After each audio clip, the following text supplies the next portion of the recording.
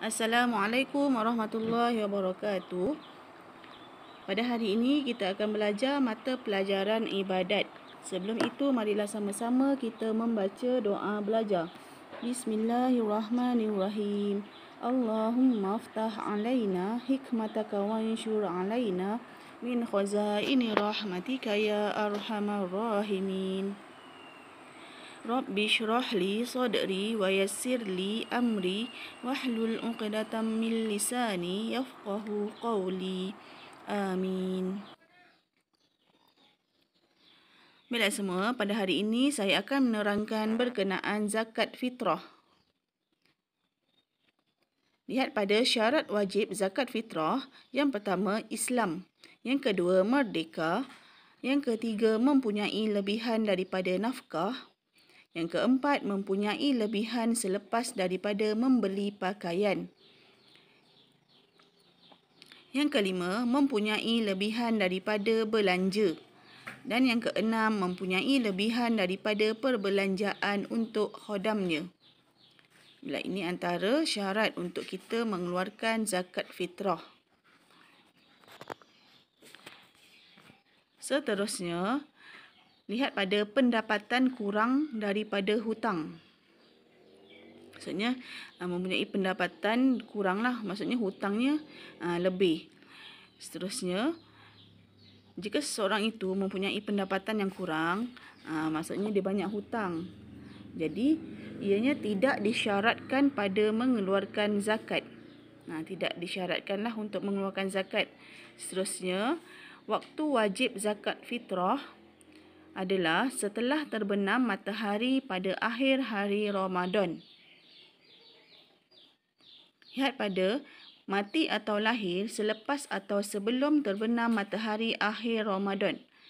Lihat pada situasi yang pertama. Jika seseorang itu mati, lihat yang pertama ni, situasi yang pertama.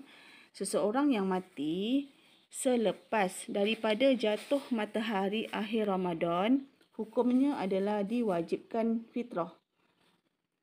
Seterusnya, situasi yang kedua, seseorang yang mati sebelum daripada jatuh matahari akhir Ramadan tidak diwajibkan fitrah. Seterusnya, lihat situasi yang ketiga, kanak-kanak yang dilahirkan selepas daripada terbenam matahari adalah tidak diwajibkan fitrah.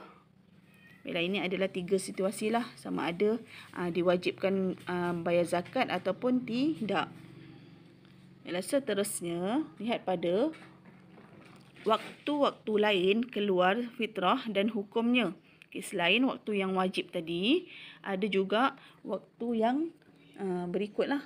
Seperti waktu yang harus untuk kita bayar zakat, iaitu apabila dikeluarkan fitrah dari awal Ramadan. Maksudnya daripada Ramadan yang pertama tu dah di awal Ramadan lah. Dah untuk membayar zakat haruslah hukumnya. Seterusnya, sunat dikeluarkan sebelum dari solat hari raya. Sunat lah maksudnya sebelum takbir hari raya lah. Seterusnya, makruh jika dilewatkan fitrah hingga akhir hari raya. Seterusnya, haram jika dilambatkan fitrah selepas hari raya, yakni 1 Syawal. Maksudnya raya pertama ataupun raya kedua dia baru nak bayar zakat fitrah, adalah haramlah hukumnya jika tiada sebab yang munasabah. Baiklah, seterusnya, kadar fitrah ialah 1 gantang daripada makanan yang biasa dimakan oleh orang di negerinya. Sama ada, contohnya seperti sesebuah negeri itu makan gandum, maka zakatnya gandum lah. Seterusnya, beras. Seterusnya, susu yang dimasak dan dibekukan seperti keju. Ini antaranya lah yang antara yang boleh dizakatkan, yang seperti kita dah belajar sebelum ini mengenai zakat-zakat bijian. Itu bolehlah untuk dikeluarkan zakat. Baiklah, lihat kenyataan seterusnya. Jika kebiasaan sesebuah negeri itu memakan gandum, maka fitrahnya hendaklah dikeluarkan daripada gandum. Baiklah, sekiranya makan beras, maka fitrahnya mestilah beras. Lihat yang bawah ni, mengganti makanan untuk mencukupkan fitrah. Kalau kita nak gantikan, boleh tak gantikan beras dengan yang lain? Baca kenyataan tersebut. Jika kebiasaan sesebuah negeri itu memakan beras, sebagai gantiannya memadai dikeluarkan gandum atau syair. Syair ni adalah barley lah. Atau jagung. Kerana makanan-makanan tersebut lebih tinggi martabatnya daripada beras dari segi kenyangnya. Ini bolehlah untuk gantian daripada beras. Ikut susunan lah. Kita boleh gantikan dengan gandum, syair ataupun jagung. Sebab tiga barang ni adalah, makanan ni adalah yang mengenyangkan. Baiklah, seterusnya, susunan keutamaan membayar fitrah. Untuk seseorang itu untuk membayar fitrah, kita kena pastikanlah yang pertama ni untuk dirinya sendiri dahulu. Maksudnya cukuplah. Untuk perbelanjaan untuk diri sendiri adalah cukup. Yang kedua, kemudian isterinya. Perbelanjaan untuk isterinya adalah mencukupi. Yang ketiga, kemudian anaknya yang kecil, yang ni belum baligh. Cukuplah untuk belanja keperluan anaknya. Seterusnya yang keempat, perbelanjaan untuk bapanya hingga ke atas adalah mencukupi. Yang kelima, ibunya hingga ke atas pun perbelanjaannya masihlah mencukupi. Seterusnya yang keenam, anaknya yang besar sudah baligh. Ini adalah 6 susunan keutamaan membayar fitrah. Maksudnya 6 ni dia mampu untuk menanggung lah. Jadi diberikan keutamaan lah untuk membayar fitrah.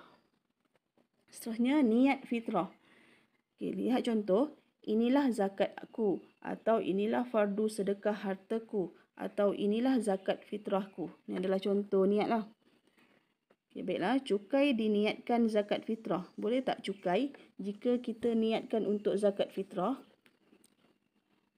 Lihat kenyataan di bawah. Pendapat muktamad memadai jika memberi cukai atau sebagainya dengan diniatkan zakat dengan syarat penerima itu ialah orang Islam, fakir atau sebagainya dari kalangan orang yang berhak menerima zakat.